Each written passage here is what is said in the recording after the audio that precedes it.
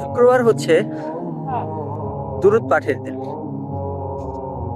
নবী করিম সাল্লাল্লাহু আলাইহি সাল্লামের নামে কেউ যদি একবার দুরূদ পড়ে, আল্লাহ সুবহানাহু ওয়া তাআলা তাকে 10টা নেকি দেন, তার 10টা গুনাহকে মাফ করেন, তার 10টা মর্যাদাকে আল্লাহ তাআলা বৃদ্ধি করেন।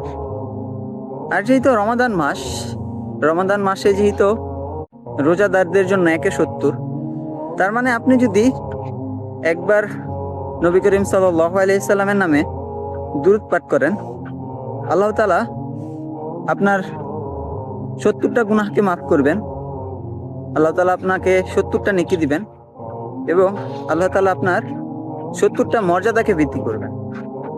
তাই আমাদের রমাদান মাসে এই শুক্রবারে বেশি বেশি দুরূদ পড়া দরকার। আল্লাহ তাআলা আমাদেরকে এই রমাদানে বেশি বেশি দুরূদ পাঠ করার তৌফিক দান করুক। আমিন।